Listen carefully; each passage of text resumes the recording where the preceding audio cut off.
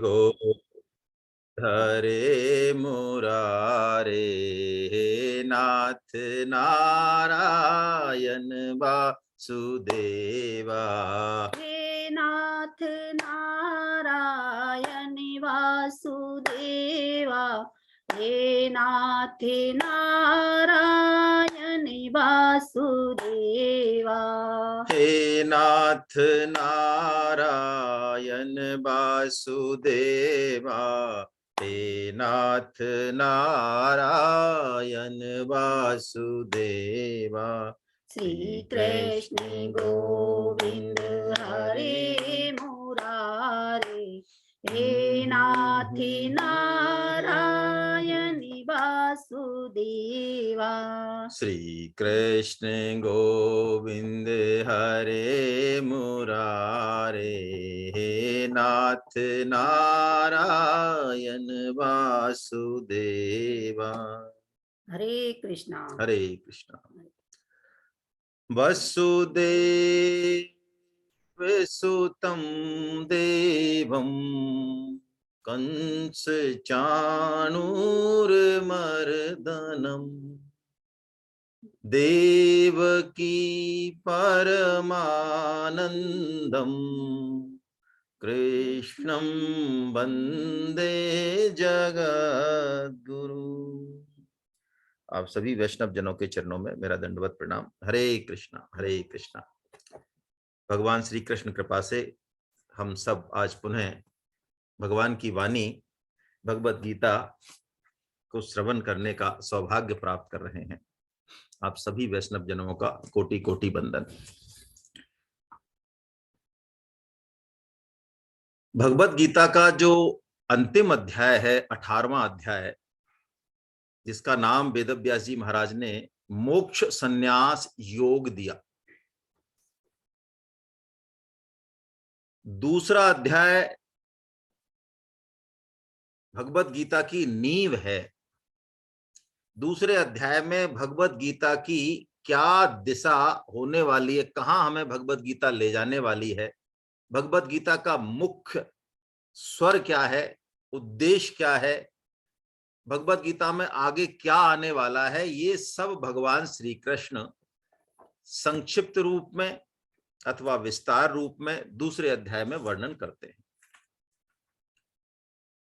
दूसरा अध्याय यदि नींव है तो 18वां अध्याय इस भगवत गीता रूपी मंदिर का कलश है। ऐसा कहा जाता है, कई बार मंदिर के दर्शन करना संभव नहीं होता। सरोज मिश्रा साहब मुझे देख रहे हैं, जगन्नाथपुरी जी में आप जाएं तो छोटा मोटा आदमी तो अंदर कई बार घुसने की हिम्मत नहीं करता, वो इतनी भीड़ रहती है, इतनी धक्का मुक्की रहती है। तो ऐसा शास्त्रों में प्रावधान किया गया कि यदि कोई कलश के ही दर्शन कर ले श्रद्धा भाव से तो उसको मंदिर के विग्रह का दर्शन का फल मिल जाता है। इसलिए आप देखते होंगे कई पुराने बुजुर्गों को, संतों को, मंदिर का कलश जहां से दिखे, 2 किलोमीटर से दिखे, 5 किलोमीटर से दिखे, कलश जहां से दिखे, पहली बार कलश देखते ही वो साष्टांग दंडवत देते हैं, ऐसा मान के कि बस ठाकुर जी के हमें दर्शन हो गए। ये 18वां अध्याय भी भगवत गीता रूपी मंदिर का कलश है। इस 18वें अध्याय में भगवान ने समस्त विषयों को जो अब तक गीता में कहे गए उन सबको पुनः इसी अध्याय में कहा। विस्तार से पहले कह आए तो यहां संक्षिप्त में कहा, संक्षिप्त में कह आए तो यहां विस्तार से कहा, या प्रकारांतर से कहा, यानी किसी और अलग तरीके से और अलग एंगल से कहा। इस हिसाब से इस 18वें अध्याय को बहुत रहस्यमय अध्याय भी कहा जाता है, एको अध्याय गीता भी कहा जाता है। एको अध्याय का मतलब, यदि हम भगवत गीता का श्रवण करने का मौका नहीं जो है हमें मिल पाया, तो यदि हम इस 18वें अध्याय को भी ठीक से देख लें तो हमें भगवत गीता की समस्त बात, भगवान की समस्त भाव हमें इसमें मिलेंगे।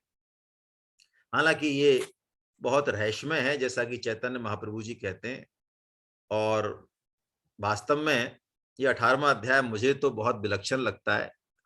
इसलिए लगता है कि ये मन बुद्धि की पकड़ में और अध्याय तो ऐसा लगता है गलतफहमी हो जाती है कि हाँ इस अध्याय में क्या कहा जा रहा है हमें पता है, लेकिन इस अध्याय के बारे में तो ये गलतफहमी भी नहीं होती। बड़ा रहस्यमय अध्याय है। आइए हम कोशिश करेंगे भगवत कृपा से इस 18वें अध्याय का कुछ सार संक्षिप्त हम जो है श्रवण कर सकें।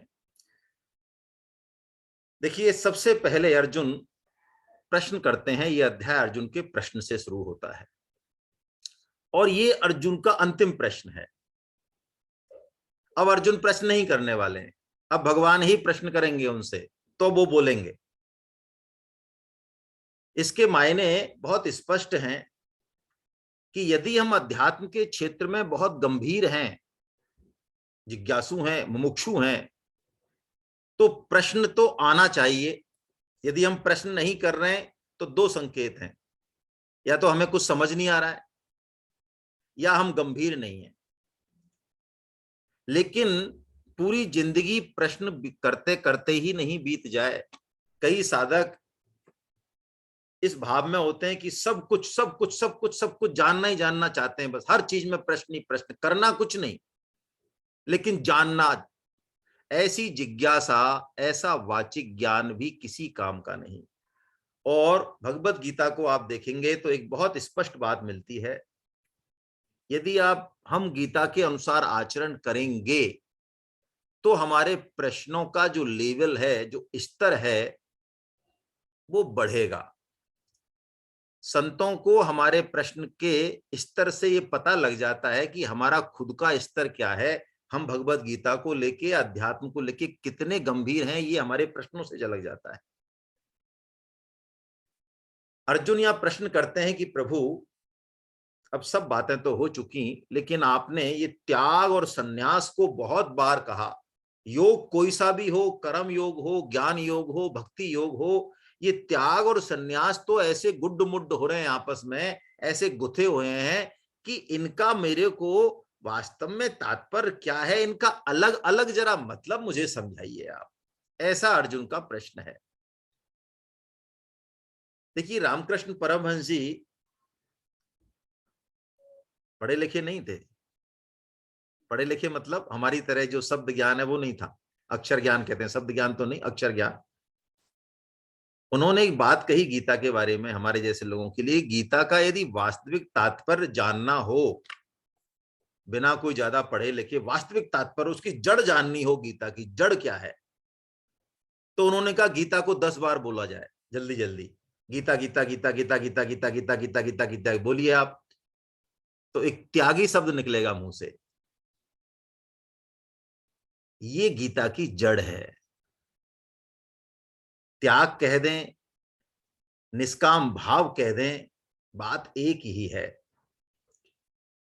जब तक त्याग नहीं होगा तब तक सेवा नहीं होगी, तब तक किसी भी योग का आचरण सिद्ध नहीं होगा। इसलिए भगवत गीता ये साहस कह सकती है कि परोपकार करना आवश्यक है, परोपकार करना ही चाहिए, यज्ञ तप दान करना ही चाहिए। लेकिन परोपकार के दम पे, यज्ञ तप दान के दम पे हम भगवत प्राप्ति कर लेंगे, ये बिल्कुल संभव नहीं। उल्टा बल्कि ये हो सकता है कि हम सकाम भाव से ऊंचे ऊंचे श्रेष्ठ काम करें समाज के, तो हम स्वर्ग लोक जाएं और अंततः हमारा पतन हो जाए। ये गीता ही कह सकती है, कहीं और नहीं मिलेगा।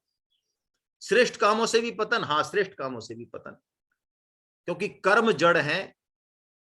कर्म कहीं पहुंचाने वाले नहीं है, कर्म के पीछे का भाव पहुंचाने वाला है। तो त्याग और संन्यास की बात अर्जुन पूछ रहे हैं, भगवान पहले त्याग की बात बता रहे हैं। और देखिए, जैसा कि हमने 14वें अध्याय में देखा, इस बात को थोड़ा समझ के चलें आगे। गुण त्रय विभाग योग भगवान ने बताया, और जब भगवान ने इस गुण त्रय विभाग योग को बताया, क्यों बताया? क्योंकि हम गुणों के बंधन में फंस जाते हैं। गुणों का बंधन मतलब सात्विक, राजस और तामस भावों में हम बंध जाते हैं। यदि सात्विक भाव हमारे मन में आए तो हमें बड़ा अच्छा लगता है, लगना चाहिए, लेकिन पकड़ नहीं होनी चाहिए सात्विक की। एक बहुत विलक्षण बात भगवत गीता में भगवान ने, श्री कृष्ण ने कही 14.6 में, कि हमें रजो से तमो से सात्विक में जाना है, सात्विक गुण की वृद्धि करनी है। लेकिन सात्विक गुण को भी यदि पकड़ने की कोशिश की, उसमें भी राग या आसक्ति की तो वो सात्विक गुण भी बांधने वाला हो जाएगा। ये बात आसानी से कहीं मिलती नहीं है शास्त्रों में, आप कहीं हो तो बताएं। ये भगवान श्री कृष्ण ही ऐसी दृष्टि हमें दे रहे हैं कि सात्विक गुण की वृद्धि करनी है, लेकिन सात्विकता हमारा अंतिम लक्ष्य नहीं है। लक्ष्य तो है, अंतिम लक्ष्य नहीं है। हमारा अंतिम लक्ष्य गुणातीत होना है, यानी सात्विक को जब तक नहीं छोड़ेंगे तब तक गुणातीत नहीं होंगे। ये गुणों का बंधन कुछ इस तरह का है। इसीलिए भगवान देखिए 14वें अध्याय के बाद इस 18वें अध्याय में 17वें अध्याय में भी गुणों के आधार पर ही तीन तीन वर्णन कर रहे हैं। सब कुछ त्रिगुण में है। हमारी बुद्धि हाँ त्रिगुण में है, हमारा ज्ञान हाँ त्रिगुण में है, कर्म हाँ त्रिगुण में है। हम कैसे करता है? हाँ त्रिगुण करता है, हम त्रिगुण तरह के करता है। ज्ञान, कर्म, कर्ता, बुद्धि, धृति, सुख, यज्ञ, तप, दान, त्याग, आहार, भगवान ने जो कुछ बोला उसके बाद वो सब त्रिगुण में बोला। क्या संदेश है? क्या संदेश है? त्रिगुण में से हमें दो को हटा के सात्विक को जीवन में उतारना है, लेकिन सात्विक हमारा अंतिम लक्ष्य नहीं है। अंतिम लक्ष्य हमारा गुणातीत होना है। आप देखेंगे इस एंगल से थोड़ा सा इस अध्याय को देखें, क्योंकि यह अध्याय रहस्यमय तो है ही। यहां भगवान त्याग का वर्णन करेंगे 18.12 तक, फिर भगवान संन्यास का और सांख्योग का वर्णन करेंगे 18.40 तक, और भगवान ज्ञान, कर्म, कर्ता, बुद्धि, धृति और सुख, ये 6 चीजों के 3-3 भेद बताएंगे। 18 श्लोक बोलेंगे भगवान। और आप देखिए इसका क्रम भी जो है, इसमें भी एक विशेष बात छुपी हुई है। सबसे अंत में भगवान सुख के बारे में बताएंगे, क्योंकि हम जो भी कर्म करते हैं, हमारा जो भी बंधन होता है वो सुख के कारण होता है। सुख सबसे सूक्ष्म है। सुखासक्ति परम सिद्धे स्वामी जी महाराज कहते हैं अज्ञान बंधन का कारण नहीं है। ये बहुत बहुत ऊंची और बहुत सूक्ष्म बात है ये स्वामी जी की, यदि आप समझना चाहें तो। अज्ञान हमारे बंधन का कारण नहीं है। हम सबको ज्ञान है, कितना ज्ञान है? जितनी जरूरत है उतना ज्ञान हम सबको है। फिर बंधन का कारण क्या है? बंधन का कारण है जितना हम जानते हैं उसका हम आदर नहीं करते। परम श्रद्धे स्वामी शरणानंद जी महाराज बहुत ही निष्काम विलक्षण संत, उनका एक एक शब्द लोहे की जैसे हथौड़े के समान। परम श्रद्धे स्वामी जी महाराज उनमें गुरु भाव रखते थे। परम श्रद्धे शरणानंद जी महाराज की एक बात है जो स्वामी जी महाराज की इस बात को प्रूव करती है। वो कहते हैं, एक बात कहते हैं बड़ी प्यारी, उसको हम समझें। जाने हुए असत का त्याग कर दें, भगवत प्राप्ति हो जाएगी। क्या मतलब? भाई झूठ बोलना पाप है, जानते हैं कि नहीं जानते? हाँ जानते हैं, ठीक है, त्याग दे। माता पिता की सेवा, सास ससुर की सेवा करनी चाहिए, सबसे मीठा बोलना चाहिए, जानते हैं? हाँ जानते हैं, करें। जो भी गलत है, जिसको आप जानते हैं कि ये गलत है, उसका त्याग कर दे। किसी भी शास्त्र की जरूरत नहीं है। उनका कहना है यदि हम ये ठान लें तो अंततः, क्योंकि हम भगवान के ही हैं, हमें भगवत प्राप्ति होने में कोई देर लगने वाली नहीं। स्वामी जी भी यही कहते हैं, हम अज्ञान के कारण बंधन में नहीं, हम सुखासक्ति के कारण बंधन में है। देखो भगवान श्री कृष्ण ने गीता किसको सुनाई? अर्जुन को कि दुर्योधन को? अर्जुन को सुनाई। जरूरत किसको थी? अरे किसको सुनानी चाहिए? जरूरत किसको ज्यादा थी? हाँ दुर्योधन को ज्यादा थी। दुर्योधन को सुनाए थे तो युद्ध ही नहीं होता है। तो क्या लगता है सुनाई नहीं होगी क्या? सुनाने की कोशिश नहीं की होगी क्या? तो यदि सुनाई होती, भगवान ने सुनाने की कोशिश भी की, तो दुर्योधन क्या कहता हमारी तरह? अरे यार ज्ञान मत झाड़ो आप फालतू के, है ना। हाँ दुर्योधन जो श्लोक बोलता है वो बहुत प्यारा श्लोक है महाभारत में।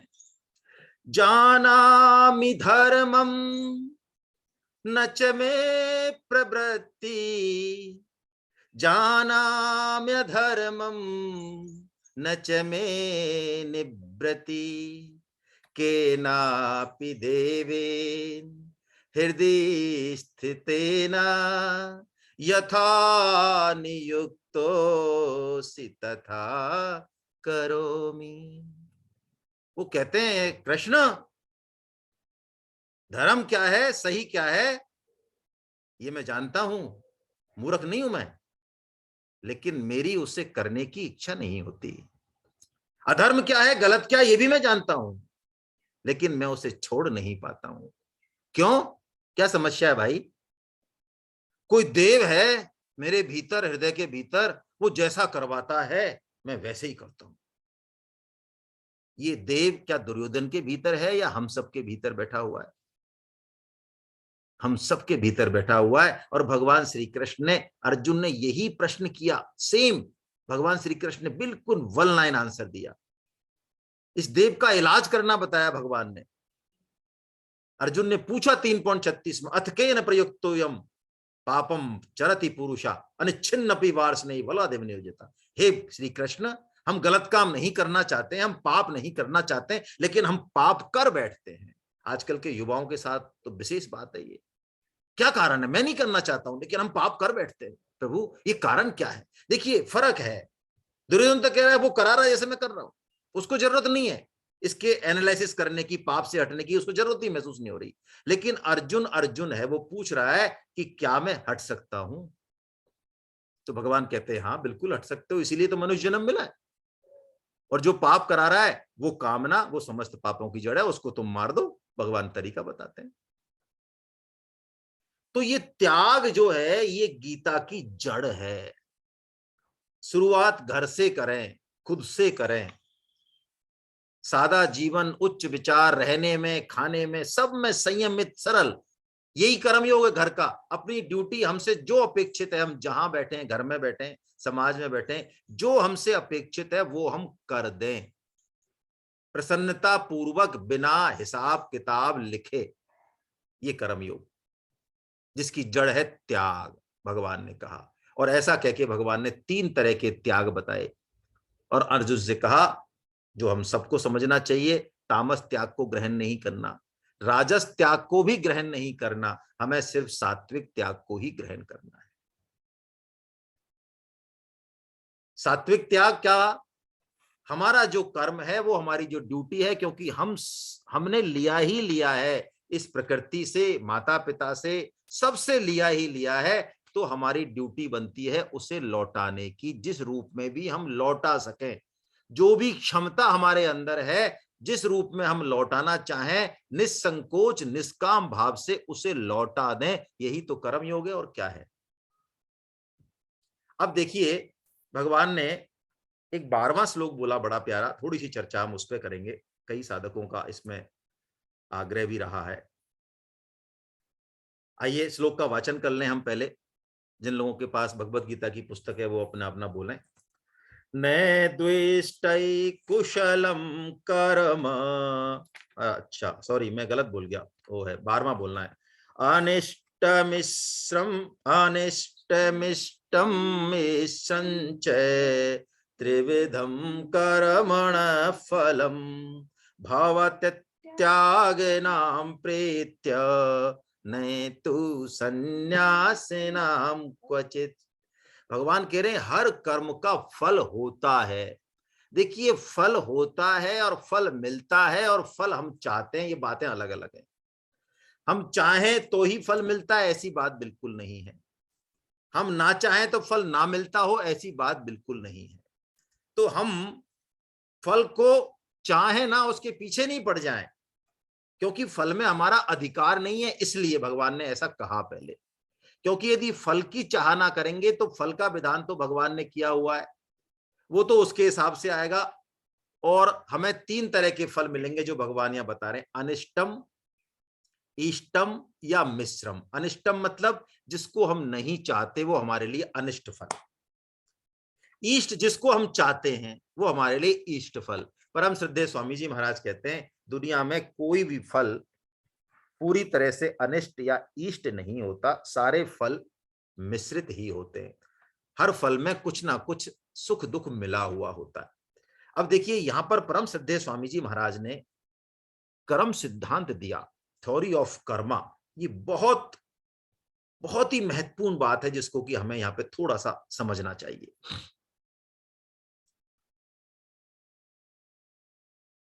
हम शरीर नहीं हैं, शरीरी हैं, यहां से भगवत गीता शुरू हुई।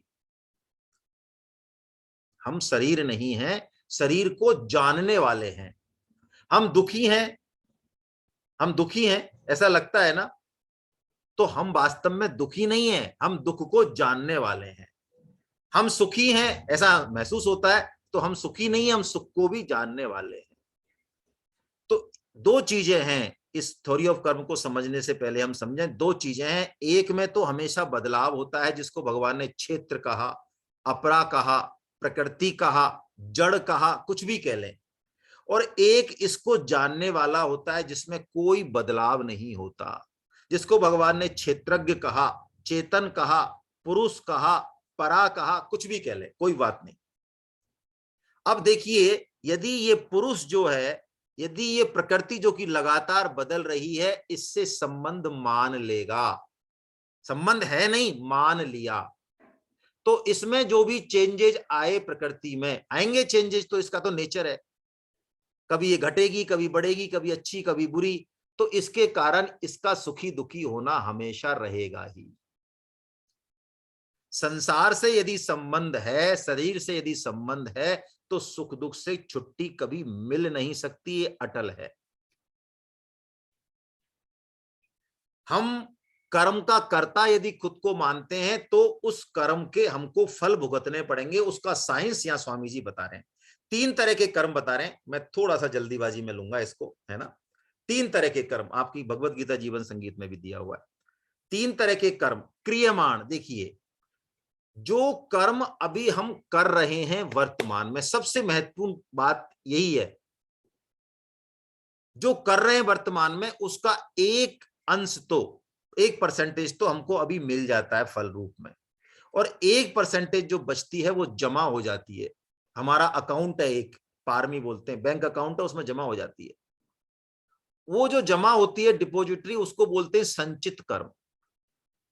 हम सब अपने साथ संचित कर्मों की एक पोटली लेके आए ही हैं। हमारा जन्म हुआ है, इसी बात की गारंटी है कि हमारे साथ पोटली है। कितनी बड़ी है, उसमें कितने अच्छे कर्म हैं, कितने बुरे कर्म हैं, ये हमें नहीं पता, लेकिन है पोटली। क्योंकि पोटली यदि खाली हो गई, फिर जन्म नहीं होगा। उस पोटली में से जिसको संचित बोला, जैसे कि पेड़ पर फल पक जाता है तो गिर जाता है, ऐसे ये कर्म पकते हैं। कितने जन्म में पकेंगे, कब पकेंगे, कैसे पकेंगे, ये जाने की जरूरत नहीं है। जब पकता है तो वो अपना फल देता है, अपना प्रभाव हमें, जिसको कि हम भाग्य कहते हैं, प्रारब्ध कहते हैं। ये भाग्य या प्रारब्ध कोई आसमान से टूटा हुआ नहीं है, ये हमारे ही कर्मों का फल है। इसलिए यदि किसी का भाग्य बहुत अच्छा है, तो अब भाई उसने पहले ऐसा कुछ किया है। हमारे जीवन में बहुत प्रतिकूल परिस्थिति आ रही है, तो ठीक है, कोई दिक्कत नहीं है। तो अब हमारा उद्देश्य इन पर नहीं जाना है। हमारा उद्देश्य क्या है स्टोरी ऑफ कर्म का, कि हमको इस पोटली को खाली करना है। तो ये खाली कैसे होगी, परम श्रद्धेय स्वामी जी महाराज बताते हैं कि देखिए, जब हम दृढ़ निश्चय से भगवान की तरफ लगते हैं, दृढ़ निश्चय से, और कर्म योग का पालन करते हैं, या ज्ञान योग का पालन करते हैं, या भक्ति योग का पालन करते हैं, किसी का भी करें, कोई समस्या नहीं है। तो अब हम कर्म तो करेंगे, अपनी ड्यूटी तो करेंगे, लेकिन अब हमें उससे अपने लिए कुछ नहीं चाहिए। जो मिलेगा वो मिल जाएगा अपने आप। तो कर्म का फल हमको बांधने वाला नहीं होगा, यानी हम कर्म तो करेंगे, लेकिन उसका फल जो पोटली में जा रहा था वो जाना बंद हो जाएगा। तो एंट्री तो हमने बंद कर दी, लेकिन जो पुराने उसमें जमा है पोटली में, उनका क्या। बहुत साइंस, ये बहुत साइंटिफिक है, आप है ना, इसको देखेंगे सुनेंगे तो अच्छा लगेगा। जब भगवान ये देखते हैं कि दृढ़ निश्चय हो चुका है, तो हम मिलने के लिए बेचैन हैं भगवान से, तो भगवान भी हमसे मिलने के लिए बेचैन हो जाते हैं। तो वो क्या करते हैं, उन कर्मों की पोटली को बहुत जल्दी खत्म करने के लिए वो उन फलों को, क्योंकि विधाता तो वही है ना, नियम तो वही बनाते हैं ना, वो उनको जल्दी जल्दी पकाते हैं। इसलिए आप देखते होंगे जब हम सच्चे मन से भक्ति में लगते हैं तो कई बार जीवन में हमारे बहुत प्रतिकूल परिस्थिति आती है और हम यही सोचते हैं, अरे हम तो भगवान का नाम लेने लगे, सत्संग करने लगे, ये हमारे साथ क्या हो रहा है, और ये दुष्ट लोगों के साथ तो कुछ नहीं हो रहा है। तो देखिए, जब तक ऐसा भाव है तब तक ये भक्ति नहीं, इसको कपट भक्ति कहा, इसको काम भक्ति कहा। जब तक भक्ति का उद्देश्य ये है कि जीवन में हमारे सुखी सुख रहे, धन संपत्ति मान बढ़ाई रहे, तब तक हमने भक्ति के मर्म को समझा ही नहीं, बिल्कुल नहीं समझा। और जो कर्म हमने किए, भक्त तो ये कहता है, यदि मैंने कोई पाप कर्म किए, हे प्रभु मुझे ही उनको भुगतना है, आप मुझे भुगता रहे हैं, मुझे बड़ी प्रसन्नता है, मुझे इसमें कोई समस्या नहीं। अब इसमें दो डिपार्टमेंट हैं। पुण्य कर्मों का भी फल होता है, स्वर्ग लोग, ब्रह्म लोग, तरह तरह के। तो पुण्य कर्मों को तो हम करें तो अवश्य, लेकिन उनको अर्पण कर दें भगवान को कि हमें इनका फल नहीं चाहिए। और पाप कर्म के लिए हम तैयार हैं, उनका अर्पण नहीं हो सकता। यदि ऐसा भाव हो गया तो ये पोटली, हो सकता है वो भगवान की कृपा है, वो कितना भुगताएं नहीं भुगताएं, पहाड़ टूटना हो वो एक कंकड़ मार दें, जो भी वो करें, हम नहीं चाहते वो रियायत करें, करें तो करें, नहीं करें तो नहीं करें। यदि ऐसा भाव हो गया तो बहुत जल्दी भगवान उस पोटली को भस्म कर देते हैं। जिस दिन इस पोटली में कोई संचित कर्म नहीं रहा, यही तो जीवन मुक्ति है, यही तो मोक्ष है। और गीता का मोक्ष जीते जी है, मरने के बाद मोक्ष की बात गीता नहीं करती। कबीर जी कहते हैं, वो गुरु झूठा जो मरने के बाद मोक्ष की बात करे। अब देखिए, भगवत गीता में थ्योरी ऑफ कर्म में इसके बाद एक चीज और बताई, उसको हम ले लेते हैं। कैसे करें इसको इंप्लीमेंट, कैसे करें लाइफ में। 4 पुरुषार्थ बताए भगवत गीता में, धर्म, अर्थ, काम और मोक्ष। पुरुषार्थ मतलब जो हमें करने ही चाहिए, जो जीवन का उद्देश्य है, या जिनको करने से उद्देश्य की सिद्धि हो, ऐसा मान लें। देखिए, धर्म, अर्थ, काम और मोक्ष, बड़े आश्चर्य की बात मान लें, गौरव की बात मान लें कि अर्थ और काम को भी हमारे यहां पुरुषार्थ में माना गया। और आप 7.11 आपने श्लोक देखा है, जहां भगवान घोषणा करते हैं, धर्मो अविरुद्धो भूतेषु कामो अस्मि भरतर्षभ। हे अर्जुन, हे भरत श्रेष्ठ, जो काम है, क्योंकि सृष्टि का सृजन है, आज माता पिता को हम आदर देते तो माता पिता से और हमारा जो बॉन्डिंग है, वो संबंध शुरुआत कहां से है, क्योंकि वो हमारे जन्मदाता है, जिसका मूल काम है। तो काम तो भगवान का सौंदर्य है, भगवान का रूप है, ऐसा भगवान कहते हैं। लेकिन धर्मो अविरुद्धो भूतेषु, धर्म के अविरुद्ध जो काम है, इसका मतलब काम और अर्थ ये आवश्यक हैं, हमारे यहां पुरुषार्थ माना है इनको। लेकिन ये कंट्रोल किससे होंगे? धर्म से होंगे। अर्थ और काम कंट्रोल किससे होंगे? धर्म से होंगे। इनका आधार क्या होगा? धर्म होगा। और इनका उद्देश्य क्या होगा? मोक्ष होगा। यदि ये बात समझ में आ जाए तो हमारी प्रत्येक क्रिया हमारा आनंद बढ़ाने वाली, हमारी मुक्ति करने वाली हो जाए। परम श्रद्धेय सेठ जी महाराज ने शुद्ध व्यापार क्या होता है, व्यापार करते हुए कर्मयोग क्या होता है, ये भाषणों से नहीं कहा, ये करके दिखाया, जीकर दिखाया। आज आप आश्चर्य करेंगे, जितने भी वैष्णव जन हैं, गीता प्रेस एक ऐसी संस्था है जो 1 रुपए का डोनेशन किसी से नहीं लेती। ये जो दुष्प्रचार होता है हर साल की गीता प्रेस बंद होने वाली है और ये डोनेशन, आप में से कोई भी सज्जन यदि उसमें सच्चाई का पता लगाना चाहे तो मैं उससे हाथ जोड़ के निवेदन करूंगा, वो 1 लाख का 2 लाख का चेक लेके जाए गीता प्रेस के पास और डोनेशन दे के दिखाए, तो पता चलेगा कि वो लेते कि नहीं लेते। हमने तो किया ऐसा, तब पता चला। ऐसे परम श्रद्धेय सेठ जी महाराज ने क्या होता है व्यापार, ये करके दिखाया। आपको आश्चर्य होगा, कोई ऐसा कर सकता है? परम श्रद्धेय सेठ जी महाराज कपड़े के बहुत बड़े व्यापारी थे। उनको पता रहता था बॉम्बे, दिल्ली, कलकत्ता सब जगह से जब कपड़े के दाम बढ़ने वाले होते तो कोई ग्राहक आता तो वो कहते, भाई कितना चाहिए? कि महाराज हमें तो ऐसा करो, आप 5 लट्ठे दे दो। क्या काम है? ये काम। अरे तो 5 से क्या होगा, 10 ले जाओ। अरे 10 का क्या करे, अरे ले जाओ 10 भाई, 20 ले जाओ, ये कपड़ा कोई खराब होता है क्या? उसको ज्यादा ज्यादा देते। और जब कपड़े के दाम गिरने वाले होते, कोई कहता साहब क्या चाहिए, 5 लट्ठा, क्या काम है, अरे क्या करोगे 5 लट्ठे का, 2 ले जाओ, 1 ले जाओ, अरे साहब, अरे दोबारा ले जाना, इसमें क्या है, पास में तो हो, दोबारा ले जाना। हम सोच भी सकते हैं कि ऐसा हो सकता है। और क्या लगता है उसके बाद उनकी क्या दुकान बंद हो गई? तो देखिए, ये धर्म, अर्थ और काम, तो मोक्ष, हम किसी भी क्रिया से मोक्ष की प्राप्ति कर सकते, किसी भी क्रिया से, घर के किसी भी काम से, ये भगवत गीता का उद्घोष है। हम जिस भी देश में हैं, जिस भी वेश में हैं, जो भी कर रहे हैं, वहीं से अपने टारगेट को प्राप्त कर सकते हैं। ये भगवत गीता का शंखनाद है। लेकिन एक बात समझें, इसमें धर्म और मोक्ष, ये दो जो हैं, इसमें प्रारब्ध गौण है। यानी हमें सत्संग की प्राप्ति हो जाएगी, हमें भगवत गीता से परिचय हो जाएगा, भाग्य से, प्रारब्ध से, लेकिन उसमें आगे बढ़ने की, उसमें लगन से लगने की जिम्मेदारी हमारी है।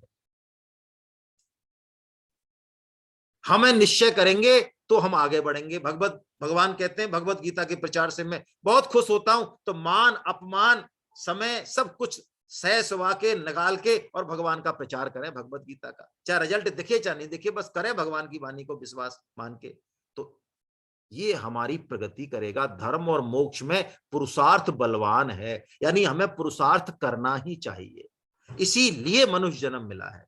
लेकिन जो बीच के हैं, अर्थ और काम, इसमें प्रारब्ध बलवान है।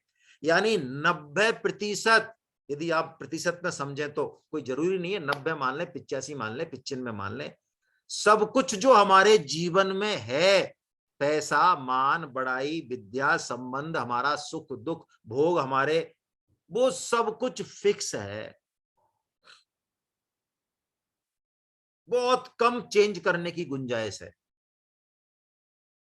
और मैं तो इसी दम पे बोलता हूं, ये बात आपको चाहे जैसी भी लगे, कोई भी मेहनत के बल पे टाटा, अंबानी, बिरला नहीं बन सकता, मेहनत के दम पे। अर्थ और काम में मेहनत के दम पे आप सब कुछ नहीं प्राप्त कर सकते। कैसा भी बड़े से बड़ा बिजनेसमैन हो, वो ये प्रण नहीं पूरा कर सकता कि मैं रोजाना 1 लाख रुपए कमाऊंगा। हो सकता है वो 10 लाख कमा ले, 50 लाख कमा ले, लेकिन ऐसा भी होगा कि वो किसी दिन ऐसा होगा कि वो 1 लाख क्या 1 रुपया नहीं कमा पाए। लेकिन यदि कोई ये प्रण करे कि मैं 16 माला करूंगा ही करूंगा, तो वो ये प्रण पूरा कर सकता है। मैं भगवत गीता के प्रचार के लिए 5 फोन करूंगा, चाहे वो ज्वाइन करें चाहे नहीं करें, तो वो प्रण पूरा कर सकता है। तो हमें अपनी जिंदगी की पूरी अर्थ और काम में लगाने के बजाय जो प्राय हमने लगा रखी है, हम बनते तो हैं समझदार, लेकिन गीता के हिसाब से देखें तो ये समझदारी नहीं है। इसका मतलब ठिठल्ले बैठ जाएं, व्यापार नहीं करें, घर का काम नहीं करें, ये नहीं मतलब है।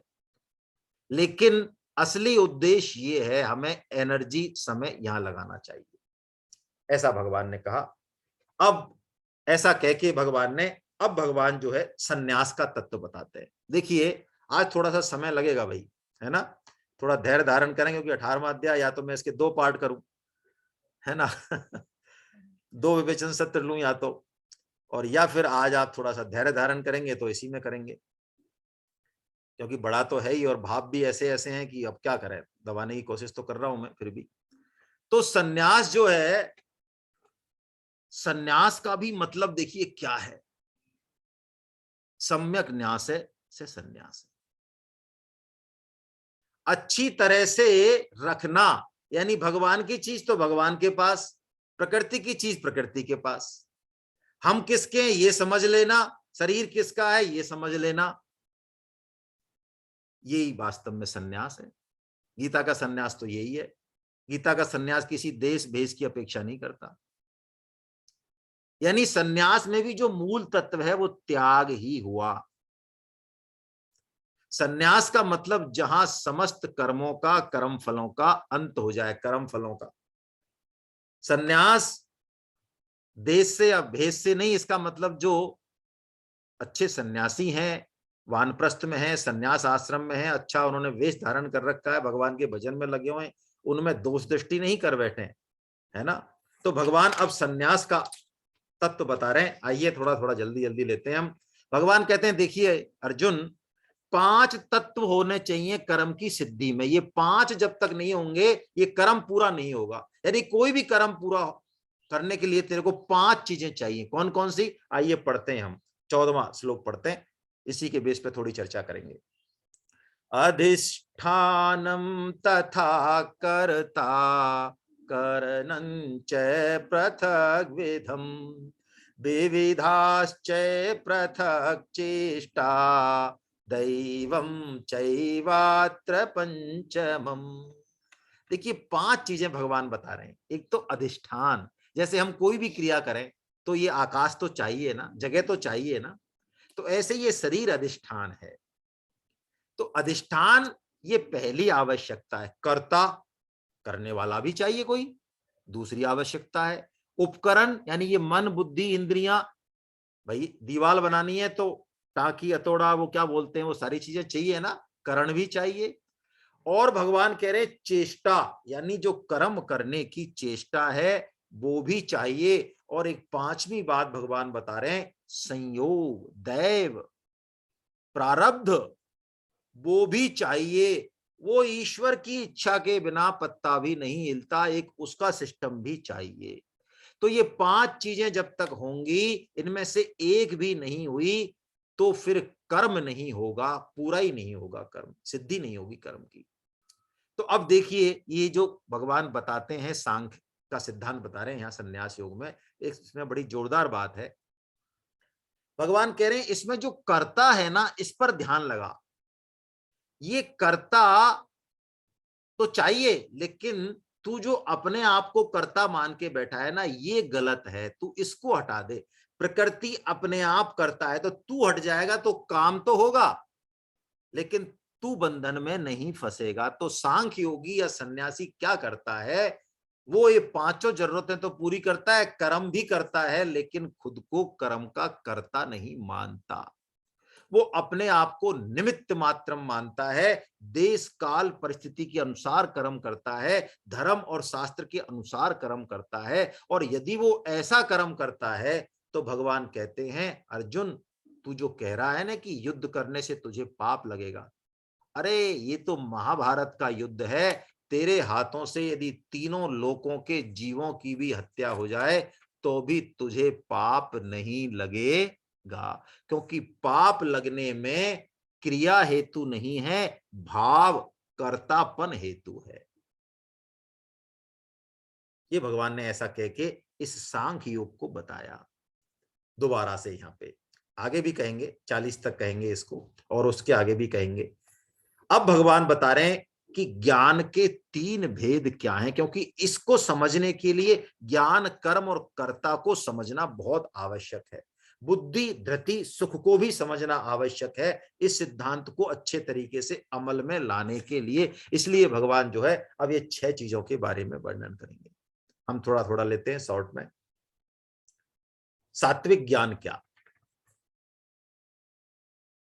मेरी ही आत्मा सभी जगह सभी जीवों में जैसी मेरी आत्मा है ऐसी ही उनकी आत्मा है। उनके सुख दुख को अपनी आत्मा के समान समझना,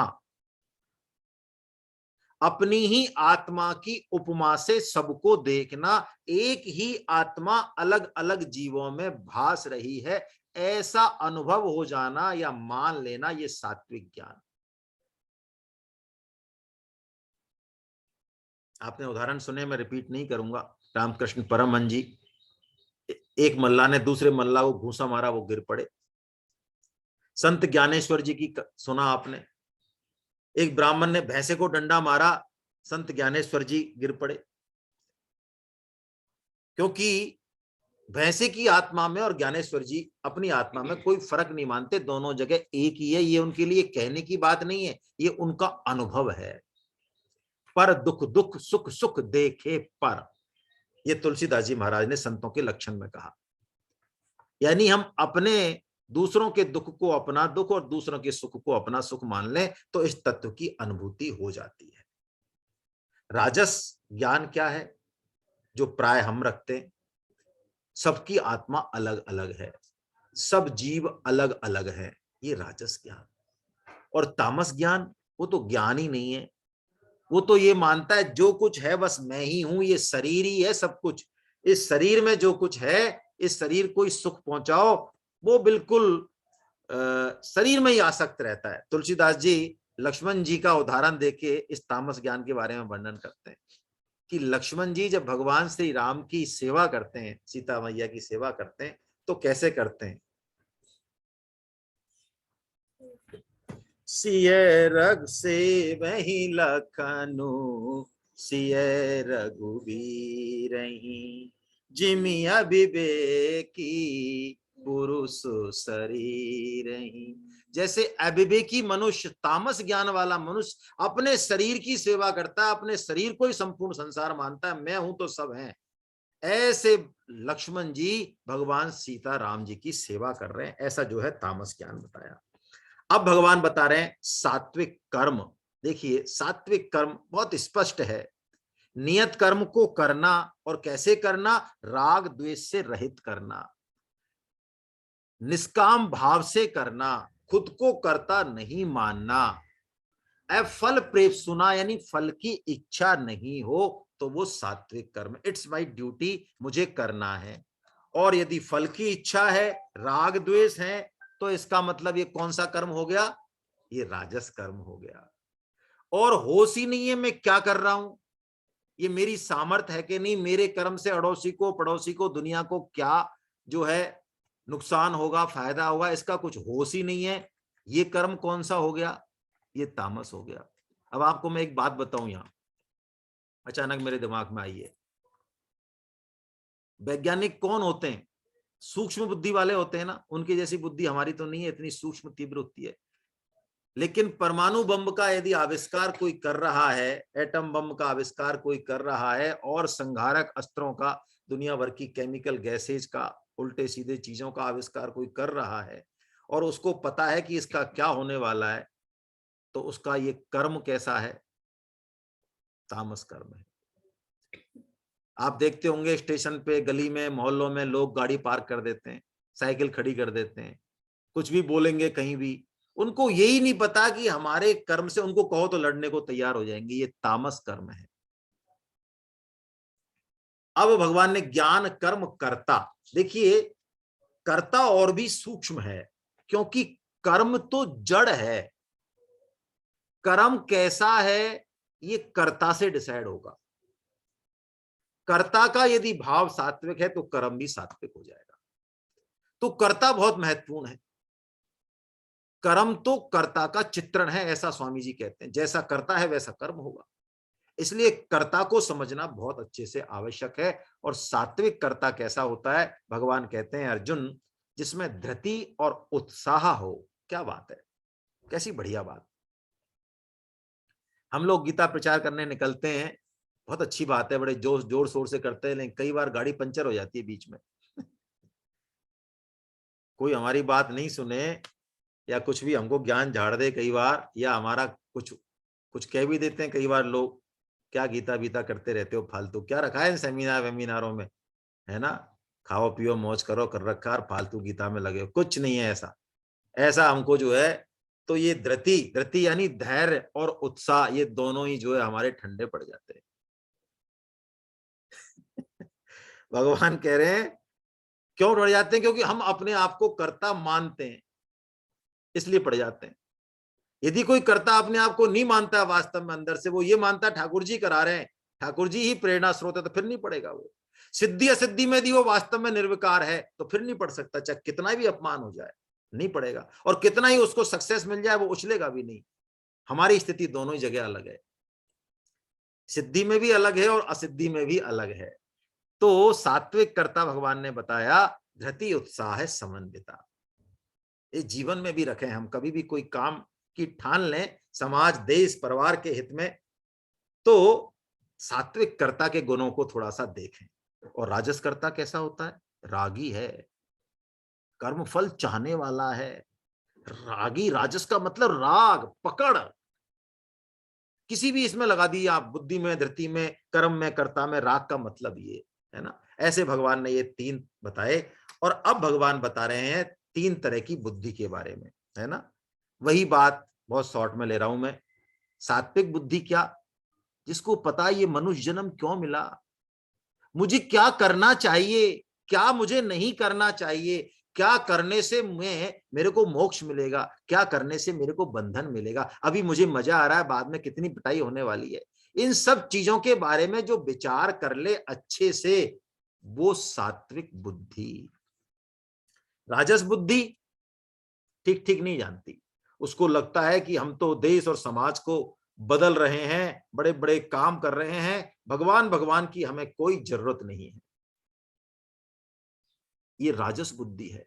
ये शास्त्र विहित कर्म करते हैं, लेकिन अहम इनका, पकड़ इनकी, मान बढ़ाई की इच्छा इनकी, ये इनका पतन करा देती है शास्त्र विहित कर्म करते हुए भी, क्योंकि ये तत्व को ठीक से नहीं जानते।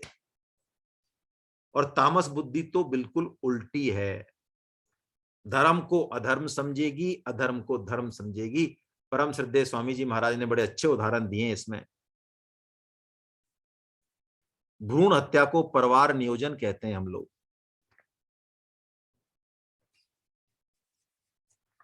धर्म निरपेक्षता को हम बहुत बड़ा गुण मानते हैं, यानी धर्म से विहीन हो जाना। धर्म जो कि जीवन का, संस्कृति का, हमारा सबका जो आधार है, ऐसे धर्म से निरपेक्ष हो जाना। ये बहुत बड़ा फैशन है आजकल, धर्म निरपेक्ष होना। जैसे कि कोई धार्मिक होना, कोई लड़ाकू होना है, या कोई सांप्रदायिक होना है। पशुओं की हत्या को हम लोग जो है मांस उत्पादन मानते हैं कि अरे क्या फायदा है, ये वैसे भी तो मरने गिरने वाले थे पशु, फालतू ये खराबा करते हैं। कम से कम जो लोग मांसाहारी हैं उनकी कम से कम काम तो आ रहे हैं, ये उनकी तो वैसे ही मरना ही है, आज 2 महीने बाद मरना है। ये तामसी बुद्धि सब कुछ उल्टा समझती है ना। अब भगवान जो है 3 तरह के सुख के बारे में हम चर्चा करें, है ना। ये सबसे इंपॉर्टेंट है, और इसको सुनने से हमें समझ में आएगा कि क्यों हमारा मन सत्संग में नहीं लगता। गीता पढ़ने पढ़ाने में प्राय कई बार लोग हमारी बात क्यों नहीं सुनते, उनका मन क्यों नहीं लगता। देखिए भगवान कह रहे हैं सात्विक सुख क्या है। भगवान कहते हैं सात्विक सुख शुरू में विष की तरह लगता है। क्या होता है विष की तरह? होता नहीं है, लेकिन जिसको पी लिया हो जाए ना, तो उसको मिश्री कैसी लगती है? तो कड़वी होती है क्या मिश्री? होती नहीं है।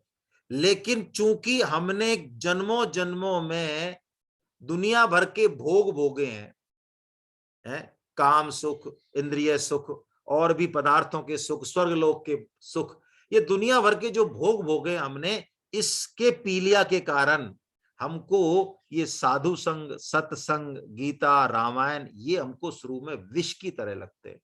लेकिन भगवान कहते हैं इसका अंत बड़ा सुखद है। यदि हम लगाए रखें इंद्रियों को, मन को, तो भगवान कहते हैं वो विष तो हट जाएगा, और फिर एक आत्म बुद्धि प्रसादजम, यानी अंदर से एक सुख पैदा होगा, वो सात्विक सुख जो कि परिणाम में अमृत की तरह है। इसलिए सात्विक सुख में यदि मन नहीं भी लगे, माला करने में मन नहीं भी लगे, तो भी हमें करनी ही है। और राजस सुख कैसा? जिसके लिए कोई गीता सेमिनार की जरूरत नहीं पड़े। विषय और इंद्रियों के संयोग से जो मिलने वाला सुख, व्हाट्सएप देखने में, टीवी देखने में, पेपर पढ़ने में, ताश चौपड़ खेलने में, और भी दुनिया भर के काम करने में, हमें शुरू में अमृत की तरह लगता है, तभी तो हम भागते हैं। लेकिन वो परिणाम में कैसा होगा? विष की तरह होगा। और स्वामी जी तो कहते हैं विष कहना भी बहुत कम कहा भगवान ने, क्योंकि विष तो एक जन्म में मारता है, लेकिन ये राजस सुख जो है ना, यदि हम इसको लेते रहे तो ये हमारे चित्त में ऐसे संस्कार बना देता है कि जन्मों जन्मों में ये हमारा पतन कराता है। हम किसी भी जन्म में चले जाएं, वहां हमारा पतन कराएगा, क्योंकि हम तो भोगों में लगे रहेंगे। तो ये राजस सुख। और तामस सुख की तो बात ही क्या करें, वो तो बिल्कुल वैसा है। ऐसा कह के भगवान ने अब भगवान चारों वर्णों का वर्णन करते हैं। 4 वर्ण बताए भगवान ने, कौन कौन से। अब आप देखिए वर्णाश्रम प्रणाली पे हम थोड़ी सी बात करें, इसको लेके आजकल बड़ी चर्चा होती है, कोई मानने को तैयार ही नहीं।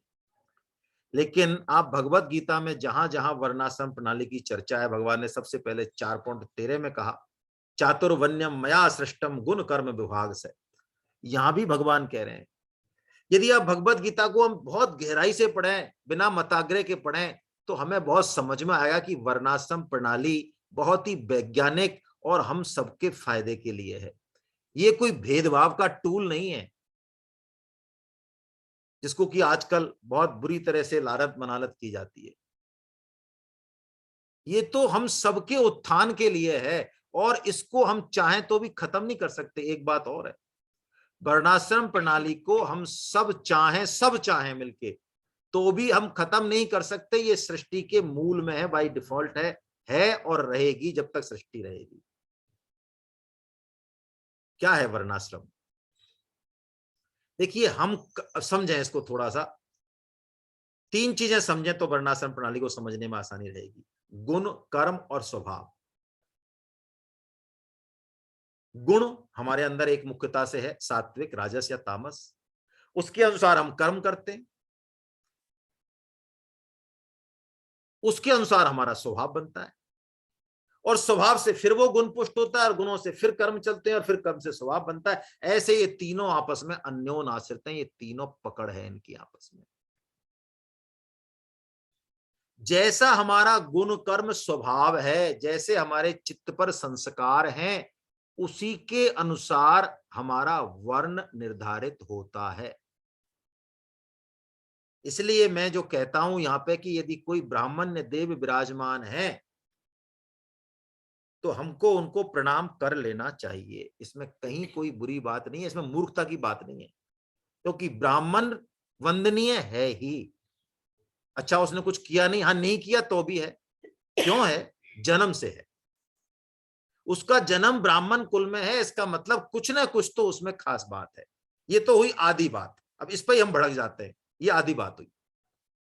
यानी निर्धारण किससे होगा? प्रारंभिक निर्धारण वर्ण का जन्म से होगा, क्योंकि जन्म जो आजकल बहुत फैशन है, जन्म क्या मूर्खतापूर्ण है, कर्म से है।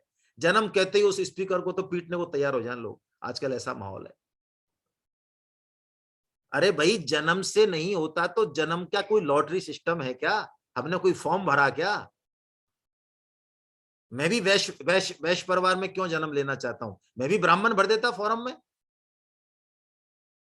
लेकिन आप देखिए कोई भी वर्ण में जन्म लेना ये कोई ग्लानि की बात नहीं, और ना ही कोई ये अहंकार की बात है। यदि ब्राह्मण वर्ग में जन्म लेके कोई अहंकार करता है, इसका मतलब उसने वर्णाश्रम को नहीं समझा। यदि शूद्र को सिर्फ जन्म के आधार पर ही हम नीचा मानते हैं, तो इसका मतलब हमने उसको ठीक से नहीं समझा। पहला आधार जन्म, जो कि हमारे गुण कर्म स्वभाव से डिसाइड हुआ, ये प्रारंभिक निर्धारण। जैसे बीज हम ले आए हिमाचल प्रदेश से, अल्पाइन के जो पौधे होते हैं, गाड़ दिया हमने जैसलमेर में, बहुत अच्छा है, अल्पाइन का ही है। लेकिन अब उसको पेड़ बनाना है ना, तो हमको जो वर्ण की रक्षा है वो कर्म से होगी। इसलिए भगवान ने कहा गुण कर्म विभाग है। यदि कर्म वर्ण के अनुसार नहीं, तो फिर आप उस वर्ण के हो नहीं सकते। यदि शूद्र भी ब्राह्मण के कर्म कर रहा है, और ब्राह्मण यदि शूद्र के कर्म कर रहा है, तो उस शूद्र को उस ब्राह्मण से शास्त्रों ने एक बार नहीं अनेकों बार वरिष्ठ बताया, पूजनीय बताया। ऐसा एक नहीं, सैकड़ों जो है एग्जाम्पल है, और उसके आधार पर उसका वर्ण भी चेंज हुआ, उसमें कहीं कोई समस्या नहीं। ये समस्याएं हमारी क्रिएट की हुई हैं, और बेहतर है कि हम इन समस्याओं को ठीक करें, न कि इस वर्णाश्रम प्रणाली को रिजेक्ट करें।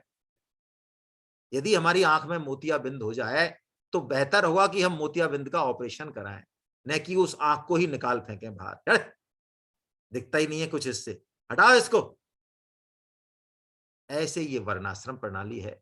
इसमें हम किसी भी वर्ण में जन्म हुए हों, हमको उस वर्ण के अनुसार जो लक्षण बताए, जो कर्तव्य कर्म बताए, उनको करने की आदत पड़ी हुई है। हम बहुत आराम से उनको कर सकते हैं। देखिए ब्राह्मण को, वो ब्राह्मण परिवार में जो उसके गुण बताए, त्याग, तपस्या, सम, दम, तितिक्षा, वो सब उसको मिलते हैं। ब्राह्मण परिवार में यदि वैसा माहौल है तो गीता, रामायण के और शास्त्रों के भावों में जितनी उसकी पैठ होगी, हमारी नहीं हो सकती। वैश्य के परिवार में जन्मे का वो बिना कैलकुलेटर के जो कैलकुलेशन कर देगा, जो समझेगा, वो नहीं हो सकता। यदि वर्णाश्रम प्रणाली ठीक नहीं हो तो मैं एक प्रश्न पूछता हूं आज सबसे, क्यों डॉक्टर का बेटा डॉक्टर बनना चाहता है?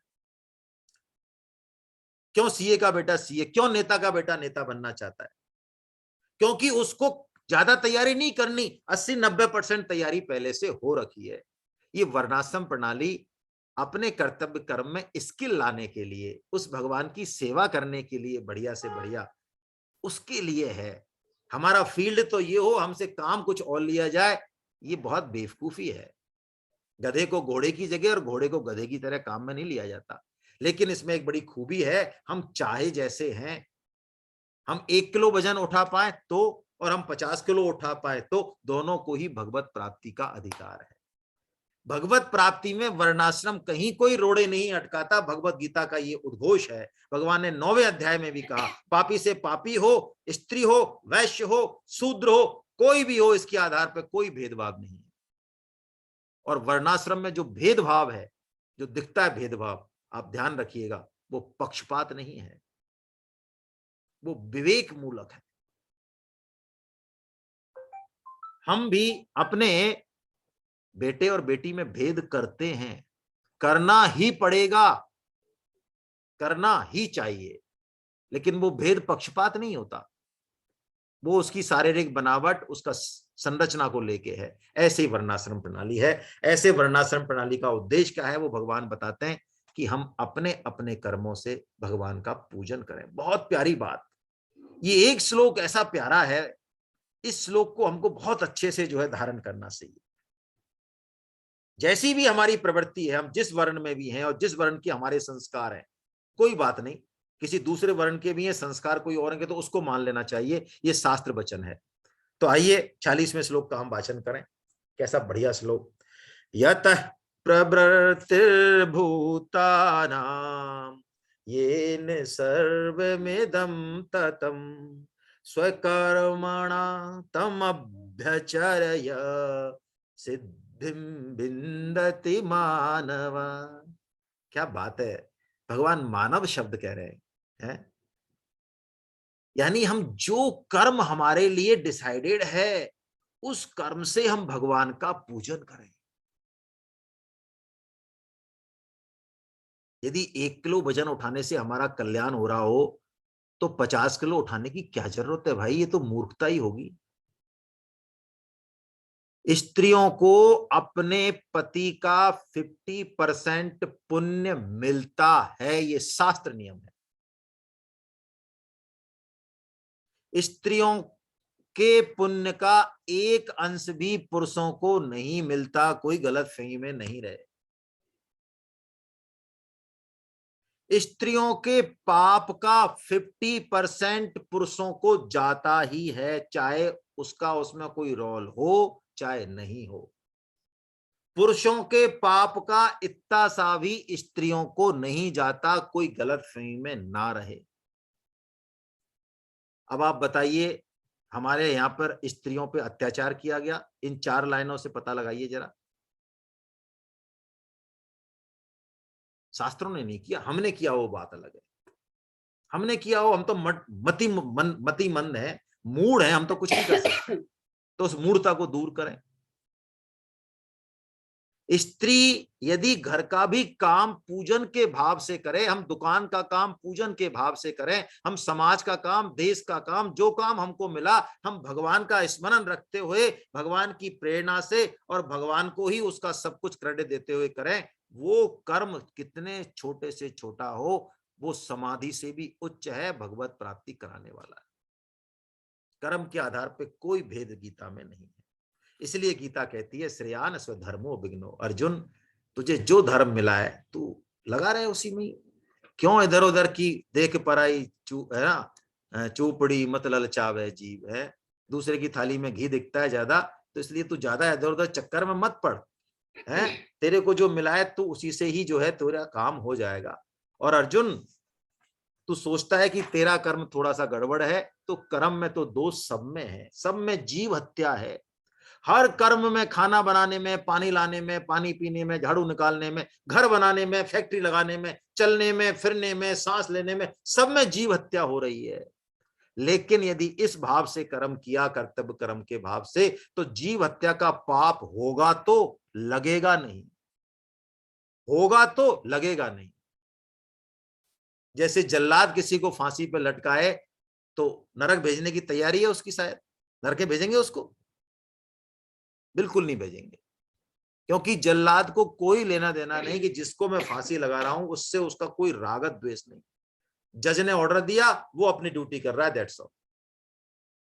ये भगवान ने बात बताई बहुत अच्छी, और अर्जुन से कहा, अर्जुन देख, तू जो है ना, यदि मेरा आश्रय लेगा तो इस कर्तव्य कर्म से मेरा पूजन करने में तुझे जो भी अड़चन आएगी वो मैं बैठा हूं ना, मैं दूर करूंगा। लेकिन तू अहंकार के वश होकर मेरी बात नहीं सुनेगा अर्जुन, तो तेरा पतन हो जाएगा।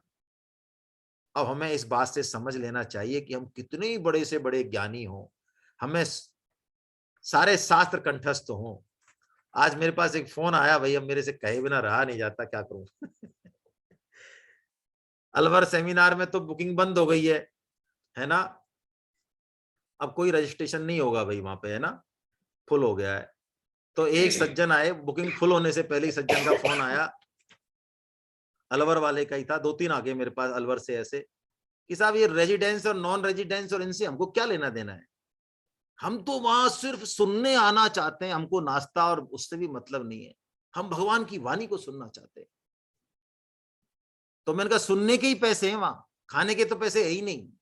खाने के तो 10,000 रुपए वहां पे, आप गूगल पे सर्च कर लो, पावना होटल में 10,000 रुपए का पैकेज है 3 दिन का, 1,000 रुपए ले रहे हैं मात्र। तो समझ में आ जाना चाहिए कि उद्देश्य पैसा कमाना है या कुछ और है।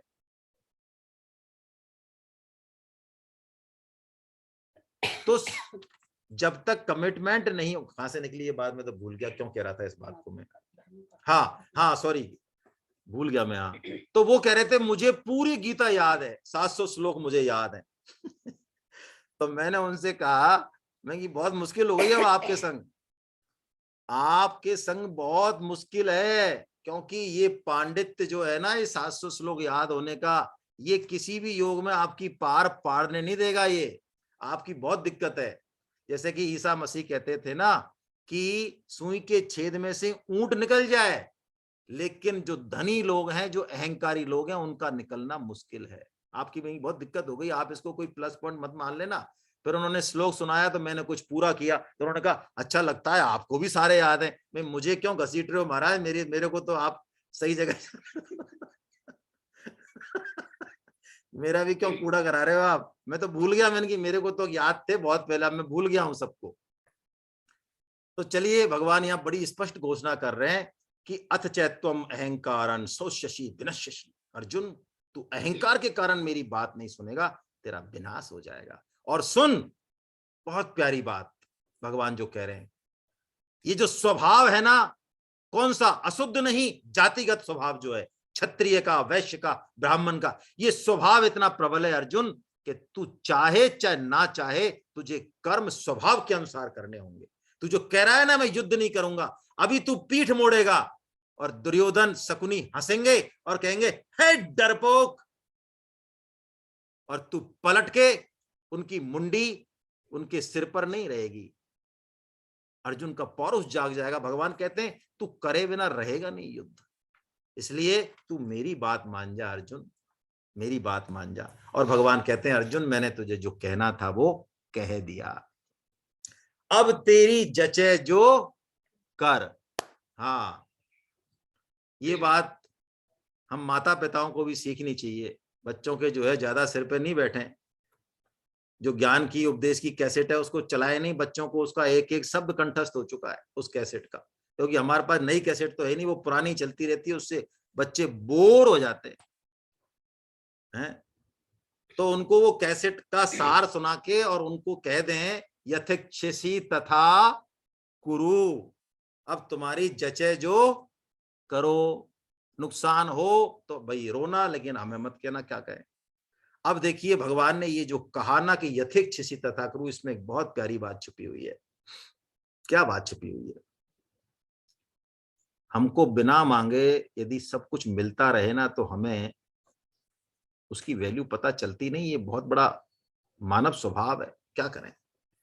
घर में बुजुर्ग बैठे हैं, घर में महापुरुष बैठे हैं, पता कब चलता है कि वो महापुरुष थे, जब वो थे हो जाते हैं, जब तक पता नहीं चलता है जब तक तो ये कि अरे इन्होंने मेरे को पानी में तो बैठा ही था, पानी के लिए कह दिया, रोटी के लिए कह दिया, कई तरह की चीजें चलती रहती हैं।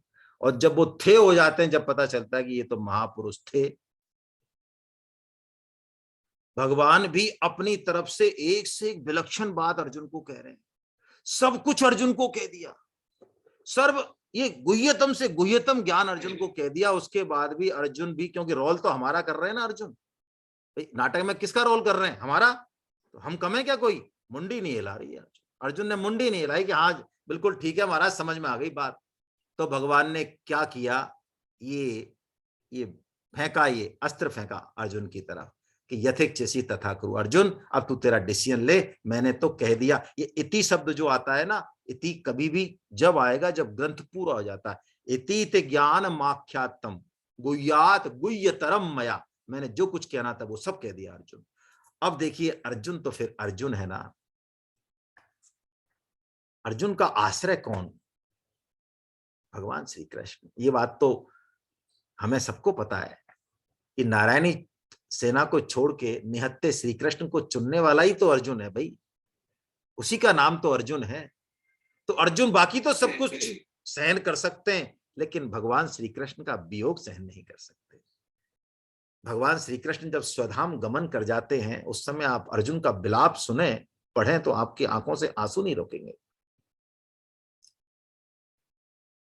अर्जुन उस गीता उपदेश को, उस भगवान के हे पार्थ हे कौन्ते कहने को याद कर करके रोते हैं कि मैं अर्जुन क्या चीज, कुछ नहीं। अर्जुन भगवान श्री कृष्ण के कारण मैंने भगवान शिव को जो है युद्ध में संतुष्ट किया। भगवान ने मुझे गीता ज्ञान दिया। अरे इंद्र भी आधे आसन पर मुझे बिठाते थे, पूरे संसार में मेरा मान था, लेकिन वो मेरे बल के, मेरे सबके आधार भगवान श्री कृष्ण मुझे ठग के चले गए। तो आज मुझे इन भीलों ने भी लूट लिया। समय बड़ा बलवान, वही अर्जुन वही वान, भीलन लूटी गोपिया। वो अर्जुन भगवान श्री कृष्ण कहते हैं यथेच्छसि तथा कुरु। एकदम विकल हो जाते हैं अर्जुन, हाथ जोड़ के, मानो उनके चेहरे पे वो भंगिमा प्रकट होती है जिसकी भगवान को प्रतीक्षा है। भगवान को गीता के श्लोक सुनने की ज्यादा इच्छा नहीं है, सुनाएंगे तो अच्छी बात है, बुरी बात नहीं है। हम बिल्कुल प्रेम में विकल होके, जैसे बच्चा को मां मिले 2 दिन बाद, 3 दिन बाद, या बहुत दिनों बाद, कैसी उसकी भाव भंगिमा हो, ऐसा जो है भगवान के प्रति जैसी चटपटी, ऐसी अकुलाहट यदि हो जाए, फिर किसी भी ज्ञान की, साधन की, योग की जरूरत नहीं है भगवान को। अर्जुन की जो प्रार्थना है यहाँ, वो अब शब्दों से नहीं होती है, वो हृदय से होती है, वो भावों से होती है। और प्रार्थना जो बिना शब्दों की होती है, वो भगवान तक रॉकेट की गति से जाती है। अब भगवान वो कहने वाले हैं जो कहने आए हैं, जो इस गीता का कलश है, जो चरमोत्कृष्ट है। क्योंकि धर्म और अधर्म में हम निर्णय नहीं कर पाते अपनी बुद्धि से, इसलिए भगवान अब वो कह रहे हैं अर्जुन को। कैसी बात कह रहे हैं भगवान? ये भाव किसी के प्रार्थना करने से नहीं आता। आप ध्यान रखें, हम गुरु जी से कहें हमें कोई आपका गुह्यतम भाव बता दो ना, ये जिस दिन हमारे हृदय में उस गुरु के प्रति, उस भगवान के प्रति यदि ऐसा भाव होगा कि पूरी तरह से अनन्य आश्रय हमारा उनके प्रति हो जाए, तो गुरुदेव वो बात, वो तत्व, वो बह के आएगा हमारी तरफ। सर्वधर्मान परित्यज्य मामेकं शरणं व्रज अहं त्वां सर्व पापेभ्यो मोक्षयिष्यामि मा शुचः। उन भगवान की गोदी में हैं हम, किस बात की चिंता कर रहे हैं हम? क्यों रो रहे हैं हम? कितने बल, कितने प्रेम से, कितनी करुणा से, कितने विश्वास से भगवान कहते हैं मां शुचः, तू चिंता मत कर। एक घर में बुजुर्ग बैठा रहता है, कुछ नहीं करता, खाट तोड़ता है दिन भर, लेकिन जैसे पहाड़ की सी छाया नहीं होती, एक ऐसी छाया होती है उसके पास। आप हो किसी भी बड़े से बड़े पोस्ट पे, आपके पास जरूरी नहीं है वो सामान हो, आप उनके पास बैठ जाए, बच्चा बैठे बड़ा बैठे, वो यही अभय दान देते हैं हमें, चिंता मत कर बेटा, सब कुछ बढ़िया होगा। मां शुचय, मां शुचय, तू क्या पाप पाप पाप पाप कर रहा है अर्जुन, क्या पाप पाप कर रहा है? अरे पाप का विधान करता मैं हूं, जब तू मेरी तरफ आ गया तो पाप पाप और ताप तुझे छू नहीं सकते। अहं त्वाम सर्व पापेभ्यो मा शुचय। क्यों? क्योंकि तूने केवल और केवल मेरा आश्रय ले लिया है। वाह क्या बात! हम भगवान के आश्रित हुए या नहीं, इस बात की यही कसौटी है कि हम भगवान की बात को मानने को तैयार हुए या नहीं। मैं आपको एक बात बताऊं, आज पता नहीं बतानी चाहिए कि नहीं चाहिए, हालांकि बड़ाई नहीं करनी चाहिए सामने। गीता में ऐसा मैं पिछले 10 साल से देख रहा हूं, जो सबसे नेगेटिव स्टूडेंट होते हैं, सबसे नेगेटिव, जो गीता क्लास को चलने नहीं देते, दुनिया भर के प्रश्न करते हैं उठपटांग, पता नहीं क्या कारण है, मुझे तो समझ नहीं आता। सबसे ज्यादा कृपा उन पर होती है भगवान की। ऐसा मेरे साथ कई बार हुआ, मुझे लगा कि इस साधक को तो क्लास से आउट ही कर दूं मैं। सबसे ज्यादा गीता प्रचार उसने किया, सबसे ज्यादा गीता के भावों में गहरा वो गया। मैं नाम लूंगा तो अच्छा नहीं लगेगा, यहां पे भी कुछ साधक साधिका मुझे ऐसे दिख रहे हैं। इसलिए कोई किसी को भी हम बुरा नहीं माने, हमारी बात कोई माने चाहे नहीं माने, भगवत गीता के प्रचार का काम हमारा है, वो माने नहीं माने, वो भगवान का प्यारा है, हम भी भगवान के प्यारे हैं, हम अपना काम कर रहे हैं। भगवान कहते हैं अर्जुन तू बिल्कुल चिंता मत कर, तू और ये जो मैंने तेरे को ज्ञान दिया ऐसे हर किसी को मत दे देना। और भगवान अब पूछते हैं, अर्जुन नहीं पूछते हैं, अर्जुन मैंने जो तुझे बात कही वो तूने सुनी, ध्यान से सुनी ना? क्या बात है भाई, कैसा श्लोक है ये, क्या बोलते हैं अर्जुन। इस श्लोक से लगता है कि सुनाने वाले भगवान श्री कृष्ण हैं, उनसे ऊपर कौन, तो सुनने वाले भी अर्जुन हैं। अर्जुन, उनसे भी श्रेष्ठ कोई वक्ता नहीं हो सकता। ये श्लोक इस बात को प्रमाणित करता है। नष्टो मोह स्मृतिर्लब्ध्वा त्वत्प्रसादात् मयाच्युत स्थितोऽस्मि गतसन्देह करिष्ये वचनं तव। कैसी बात, कैसा श्लोक। नष्टो मोह, आहा, हे प्रभु मैं बहुत बड़ी गलतफहमी था, मोह में था, वो नष्ट हो गया। और नष्ट होके मुझे स्मृति प्राप्त हो गई। स्मृति मतलब जो मैं हूं ही, जो मैं पहले से था ही, लेकिन भूल गया था, नया नहीं बना कुछ भी। मैं तो था ही तुम्हारा, आपका ही तो अंश था, मैंने पता नहीं किस किस को अपना मान रखा। अब मुझे समझ में आ गया कि मैं तो केवल और केवल आपका हूं। लेकिन ये चमत्कार कैसे हुआ प्रभु? अर्जुन बहुत बुद्धिमान थे इसलिए हुआ, अर्जुन बहुत बड़े सारथी वो थे, रथी थे, महारथी थे, इसलिए हुआ नहीं। त्वत्प्रसादात् मयाच्युत, हे प्रभु केवल और केवल आपकी कृपा से हुआ। क्या बात है, क्या बात है। कोई भी साधन हम करें, दिन रात लग जाए, लेकिन साधन की सिद्धि भगवत कृपा से ही होगी। हमारा काम साधन करने का है, लेकिन साधन के दम पे भगवत प्राप्ति हो जाएगी, ऐसी गलतफहमी हम पाल नहीं ले। और साधन सिद्ध हुआ कि नहीं हुआ, भगवत गीता को समझ में आई कि नहीं आई, इसकी कसौटी क्या है? करिष्ये वचनं तव। क्या बात है, देखिए कितना गहरा अर्थ है। इस चरण पर ही जो है 2-3 घंटे आराम से इस पे ऐसे भाव हैं भाई, क्या करें। पूरी गीता में भगवान जो है युद्ध की टेक लगाते हैं। आप देखिए शुरू से दूसरे अध्याय से, अर्जुन खड़ा हो, युद्ध कर, तब तो उत्तिष्ठ परंतपा, युद्ध युद्ध युद्ध। हमारे जैसा कोई गीता सुनता तो कहता लाओ कहां है मेरा गांडी, अब आगे गीता समझ में, हटाओ, करता हूं खत्म सबको। ऐसा कहा अर्जुन ने, युद्ध करूंगा। यदि अर्जुन ऐसा कह देते कि मैं युद्ध करूंगा, तो भगवान कहते अरे तेरे को ऐसी 18 अध्याय फालतू ही सुनाए यार, टाइम खराब किया बेकार।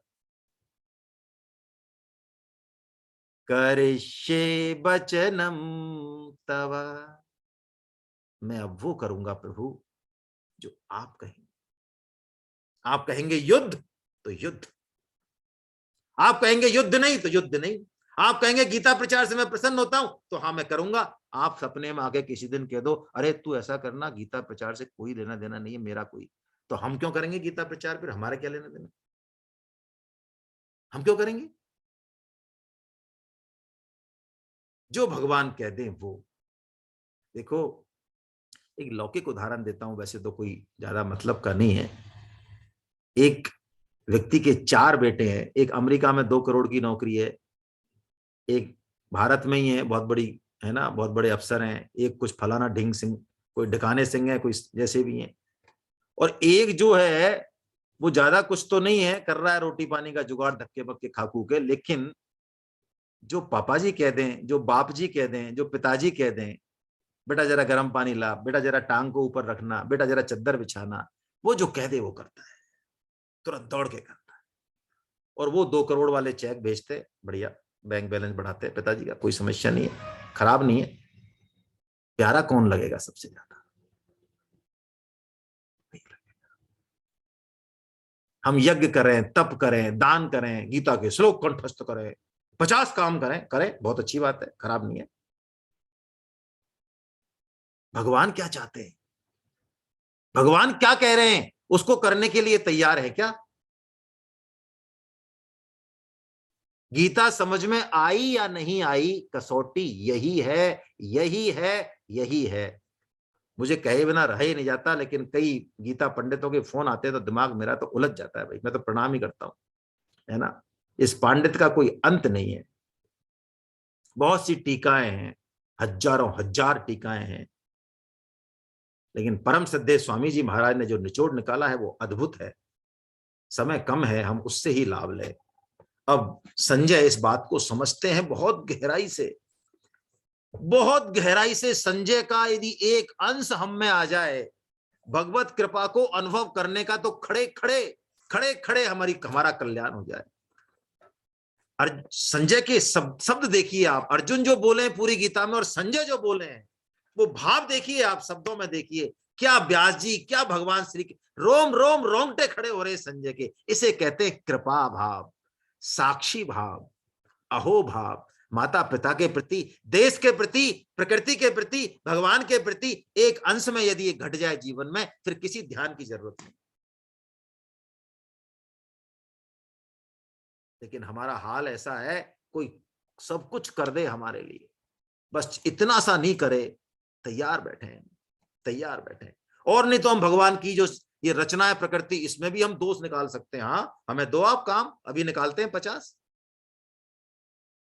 कोई काम दो तो सही हमको, अभी आपको हमारी बुद्धि के बारे में पता नहीं है। संजय संजय है, और संजय का श्लोक अंतिम है गीता का।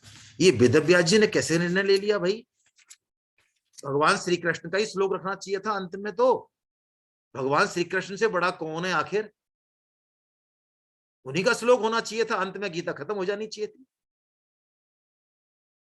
लेकिन उस श्लोक से भी ऊपर संजय का श्लोक, वाह क्या बात है, क्या बात है। ये भगत जो है ना, ये भगवान के मुकुटमणि है, ये ऐसे ही नहीं कहा भगवान ने।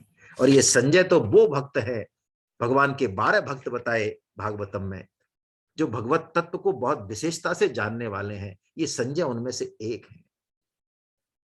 क्या कहते हैं संजय, बहुत प्यारी बात, ये करिष्ये वचनम तवा वाली बात ही है बस। इस श्लोक, ये श्लोक भी अपने आप में एक ही है, ऐसा मान लें पूरी गीता में है। यत्र योगेश्वर कृष्णो यत्र पार्थो धनुर्धरा तत्र श्री विजयो भूतिर ध्रुवा नीतिर्मतिर्ममा। संजय कह रहे हैं ऐसा मेरा मानना है। क्या बात है। देखिए भगवान भी कहते हैं ये मेरा सिद्धांत है, ऐसा नहीं कहते हैं, जैसा हम कहते हैं ना, मैं तो इस श्लोक के बारे में ऐसा समझता हूं और जो मैं समझता हूं वही फाइनल है। लेकिन भगवान क्या कहते हैं, मेरा मत ये है भाई, इसका ये प्लस है ये माइनस है, बाकी तू देख ले तेरे हिसाब से। हमारी तरह सिद्धांत नहीं कहते भगवान। उन्होंने टीकाएं कम पढ़ी है एक्चुअली भगवान ने गीता की, इसलिए नहीं कह पाते शायद।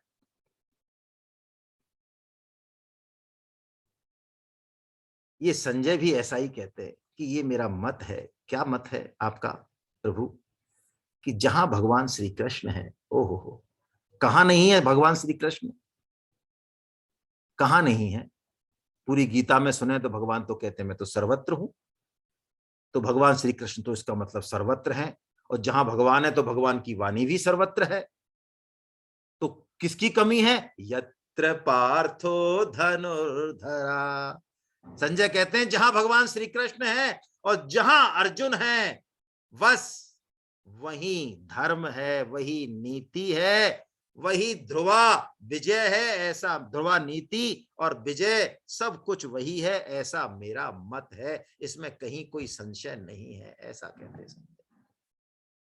यदि भगवान श्री कृष्ण कह दें उठा गांडीव अर्जुन और सिर कलम कर दे इस कर्ण का, प्रभु ये तो दुहाई दे रहे धर्म की, और आपने तो नियम बनाए थे, आप थे ना वहां प्रेजेंट उस समय, मिनट्स ऑफ मीटिंग में आपके भी साइन थे ना, कि भाई जो उसमें शस्त्र नहीं होंगे फिर कोई दूसरे पे हमला नहीं करेगा। ये देखो मैं गलत काम तो करने वाला नहीं हूं प्रभु, देखो हाँ चूक जाते अर्जुन। यदि भगवान श्री कृष्ण कह रहे हैं कि कर्ण पे गांडीव उठा के बाण चला, तो बस अब यही धर्म है, ये अधर्म नहीं है। और मैं आपको बहुत विनम्र शब्दों में निवेदन करूं, धर्म और अहिंसा को जिस तरह से हमने तोड़ा मरोड़ा है, ये दुर्भाग्य हमारा। गीता की अहिंसा और हमारी अहिंसा में रात और दिन का फर्क है। हमारे धर्म में हमारा धर्म कायरों का और नपुंसकों का धर्म बन चुका है। लेकिन भगवान श्री कृष्ण की धर्म और अहिंसा, आप पूरी गीता को अपने चश्मे से देखिए, मेरी बात को मानने की जरूरत नहीं है। भगवान श्री कृष्ण धर्म की संस्थापना के लिए कोई भी बड़े से बड़ा स्तंभ हो उसको ढहाने से नहीं चूकते, चाहे वो भीष्म पितामह हो चाहे वो द्रोण हो, लेकिन धर्म की संस्थापना होनी चाहिए। और उस अहिंसा की स्थापना के लिए यदि हिंसा की भी जरूरत है, तो भगवान की नजर में वही सच्ची मुच्ची अहिंसा है, वही धर्म है। भगवान श्री कृष्ण के पिताश्री वसुदेव जी, वो जो कह दे वो अटल, ऐसी उनकी ख्याति। उन्होंने यदि कोई प्रण कर लिया, कोई बात भी कह दी, तो वो मर जाएंगे लेकिन टलेंगे नहीं, ऐसी उनकी ख्याति थी। तभी तो कंस ने देवकी को मारने से छोड़ दिया।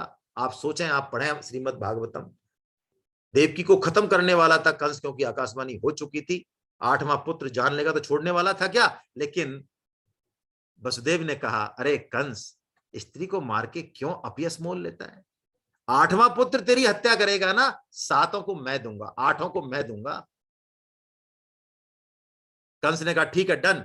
यदि वसुदेव ने कह दिया, अब इसमें कोई गुंजाइश नहीं, और यही हुआ, यही हुआ। वसुदेव जी ने अपने जन्मते बच्चों को, क्या देवकी ने रोका नहीं होगा? क्या वो रोई नहीं होगी? क्या वो पीछे नहीं दौड़ी होगी? क्या उसने छीन नहीं लिए होंगे अपने बच्चे? लेकिन वसुदेव जी सत्य प्रतिज्ञ हैं। और जब भगवान श्री कृष्ण आए तो क्या हुआ? भगवान श्री कृष्ण ने कहा, अरे पिताश्री हमको वहां ले चलो, आप गोकुल पैदा होते कह दिया, ऑर्डर दे दिया, और वहां से उनको ले आओ दूसरे योग में उधर। तो वसुदेव जी ने कहा, देखो भाई कृष्ण, बात तो तुम्हारी सब बढ़िया है, लेकिन हमारे जैसा सत्य प्रतिज्ञ दुनिया में आज तक कोई हुआ नहीं। हम मर जाएंगे हाँ, लेकिन अपनी बात को झूठा, हाँ मर जाएंगे हम, हमारा नाम दुनिया में आपको पता नहीं है, हमारा और हमारे परिवार का नाम कितना ऊंचा है। ऐसा कहा वसुदेव जी ने। या भगवान श्री कृष्ण ने कहा, उनकी बात मानी तुरंत प्रभाव से, उन्हीं की बात मानी, क्योंकि वो जानते हैं जो भगवान श्री कृष्ण कह दे वही नीति, वही धर्म।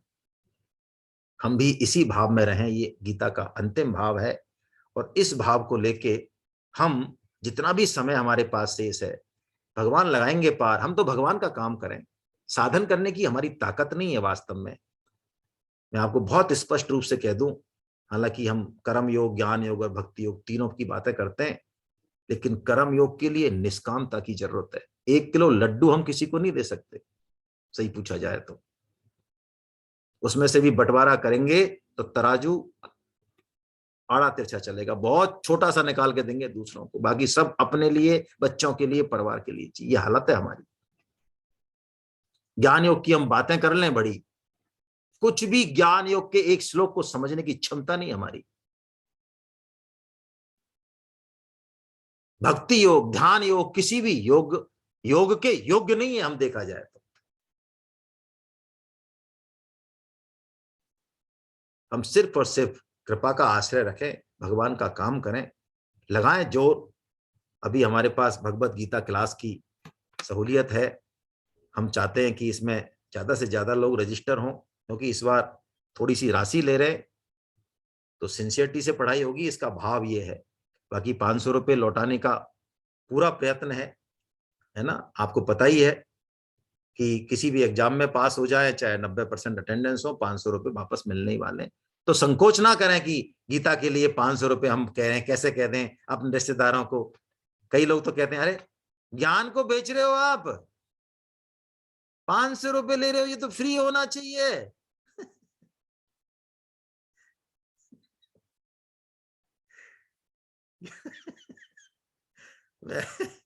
अग्रवाल साहब दिख गए मुझे। अग्रवाल साहब को निवेदन करूंगा, जरा अपने आप को अनम्यूट करें सर। हरे कृष्णा, हरे कृष्णा। हरे कृष्णा, हरे कृष्णा। जय हो, जय हो आपकी। जय हो, जय हो। चलिए साहब, बहुत ही वंदन आप सभी का, बहुत ही वंदन। हरे कृष्णा, हरे कृष्णा, हरे कृष्णा, हरे कृष्णा। अब हम कोई शंका समाधान हो तो वो कर ले, या फिर किसी को कुछ कहना हो महावीर जी को, या किसी को सुधीर जी यादव साहब को, तो मुझे ध्यान नहीं रहता है, वो हाथ खड़ा कर दें। विनोद गुप्ता साहब को मैं अनम्यूट कर रहा हूं। विनोद गुप्ता साहब पूछें जरा, उसके बाद स्वाति कड़ेल जी तैयार रहे। जी गुप्ता साहब।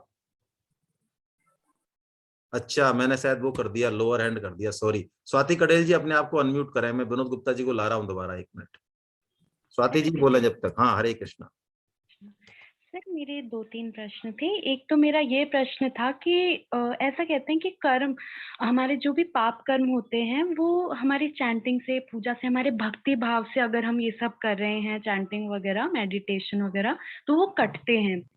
और आपने एक बात कही थी कि हमारे जो पाप कर्म होते हैं वो वो हमें जल्दी जल्दी मिलते हैं। तो मैंने एक चीज देखी है कि वो बात सही है कि हमें जल्दी जल्दी मिलते हैं, पर जो भी इस पाथ पर होते हैं, मैंने ये भी देखा है कि उनकी जिंदगी में फिर चमत्कार होते हैं। मतलब वो फंसते नहीं है, उनकी लाइफ में ऐसे ऐसे चमत्कार होते हैं कि अगर कुछ आता भी है मुश्किल तो वो निकल जाते हैं बहुत आराम से, मतलब उनको कोई परेशानी नहीं होती। तो मैं क्या, मतलब इस पे थोड़ा सा एक बार मैं समझना चाहूंगी। और देखिए, ठीक है, बहुत बढ़िया है। देखिए, 2 चीजें हैं। कभी भी पाप और पुण्य का खाता अलग अलग है। हम पुण्य के दम पे पापों को खत्म कर लेंगे, इसलिए पुण्य कर रहे हैं, इसलिए भक्ति कर रहे हैं, ऐसा भाव नहीं होना चाहिए। साधक का ऐसा भाव नहीं होता है। भगवान चाहे सभी कर्मों को भस्म कर दे, ज्ञानाग्नि सभी कर्मों को भस्म कर दे, वो अलग बात है ना। दूसरा, ये बिल्कुल ठीक बात है, यदि आश्रय सच्चा है, भक्ति हमारी निष्काम है, तो बड़े से बड़ा पाप, बड़ी से बड़ी प्रतिकूल परिस्थिति भी हमारा कुछ नहीं बिगाड़ सकती, है ना। ये बिल्कुल सही बात है, इसमें कोई समस्या नहीं है। चलिए, बहुत अच्छा, बहुत बढ़िया बात। और मैं अब विनोद गुप्ता साहब को जो है, 1 सेकेंड जरा, क्या हो गया। हाँ, चलिए, प्रदीप सर, विनोद गौड़ साहब भी हैं, उनको मैं कह रहा हूँ जरा अनम्यूट करें अपने आप को। हरे कृष्णा भैया। हरे कृष्णा प्रभु। हरे कृष्णा भाभी। हरे कृष्णा। हाँ, मैं एक निवेदन करना चाहता हूँ। हम लोगों ने जो निबंध प्रतियोगिता करवाई, उस निबंध प्रतियोगिता कराने का जो उद्देश्य था वो सिर्फ एकमात्र था कि हमारे पास अधिक से अधिक रजिस्ट्रेशन हो, अधिक से अधिक साधक, नए साधक इस भगवत गीता से जुड़े। उसी संदर्भ में थोड़ा सा एक निवेदन करना चाहूंगा आदरणीय पंकज अग्रवाल साहब, कि अगर इसमें ग्रुप में मौजूद हो तो ठीक, ना हो यदि कोई उनके मिलने वाले हों तो आप उन तक ये मैसेज पहुंचाइएगा। उनके रेफरेंस से प्रीति चौधरी जी ने निबंध प्रतियोगिता में भाग लिया था, उन्होंने पुरस्कार भी प्राप्त किया था। वो लगभग उनकी कॉलोनी के 15-20 लोग हैं, महिलाएं हैं, जो रजिस्ट्रेशन कराना चाहती हैं और गीता को पढ़ना चाहती हैं। तो मैं पंकज सर से निवेदन करूंगा कि कृपया एक बार वापस आप प्रीति मैडम को कांटेक्ट करें और उनसे वो 15-20 जो महिलाएं हैं उनको रजिस्ट्रेशन के लिए एक बार आप निवेदन करें। दूसरा मैं निवेदन करना चाहूंगा पल्लवी भट्ट जी से। पल्लवी भट्ट मैडम, आपको याद होगा आपने गुरुवाणी के अंदर पंपलेट शेयर किया था, तो आपके कॉलेज के ही सिद्धार्थ नामक बच्चे ने उसमें भाग लिया था, उसकी माता श्री आपके कांटेक्ट में है। तो वो एक 20-25 बच्चों का ग्रुप है, वो भी गीता पढ़ना चाहते हैं मैडम, और वो अपन से जुड़ना चाहते हैं। तो मैं निवेदन करूंगा पल्लवी मैडम से कि वापस उस सिद्धार्थ सैनी से, वो आपके शायद स्टूडेंट भी हैं, उनसे कांटेक्ट करके मैडम उनको थोड़ा मोटिवेट करें, बूस्टअप करें, वो अपन से जुड़ना चाहते हैं। एक मैं नवीन सिंगल साहब से निवेदन करना चाहूंगा। नवीन सिंगल साहब को मुझसे मेरा परिचय नहीं है, वो अपने ग्रुप में है तो ठीक है, वरना जिनके टच में है उनसे बोलिएगा। उनके द्वारा भेजा गया पंपलेट मथुरा के अंदर रूबी जी का निबंध हमें प्राप्त हुआ। रूबी जी बहुत अच्छी टीम है, ये लोग बांके बिहारी जी के भक्त हैं, सेवा करते हैं ये लोग। इनकी करीब 70-80 लोगों की बहुत अच्छी टीम है। ये लोग अपन से जुड़ना चाहते हैं और ये लोग गीता पढ़ना चाहते हैं, ये लोग रजिस्ट्रेशन कराना भी चाहते हैं अपन से। तो मैं नवीन सिंगल साहब से निवेदन करूंगा कि सिंगल साहब एक बार वापस आप वो रूबी मैडम से कांटेक्ट करें और वापस उनको आप मोटिवेट करें। एक मैं नीलू गुप्ता जी से निवेदन करूंगा। नीलू मैडम, आपका संकल्प क्रांति के कोषाध्यक्ष और अध्यक्ष दोनों को आपने पंपलेट भेजा था और उन लगभग संकल्प क्रांति के 28 लोगों ने निबंध प्रतियोगिता में भाग लिया। आपकी हेमंत से बात भी हुई थी, वो लोग भी गीता पढ़ना चाह रहे हैं। तो नीलू मैडम प्लीज थोड़ा सा आप उनको मोटिवेट करें, उनको बूस्टअप करें, वो लोग गीता पढ़ना चाह रहे हैं, उनको जोड़ें। हमारा उद्देश्य सिर्फ गीता पर निबंध करा करके पुरस्कार देना ही नहीं था, हमारा उद्देश्य था उनको जोड़ना। अब वो जो जोड़ने का प्रयास है वो थोड़ा हमें लगकर टीम बनाकर करना पड़ेगा। तो मैंने जिनको पर्सनल पॉइंटेड किया है वो है जो मेरी नॉलेज में थे, जो मैंने बताना चाहा।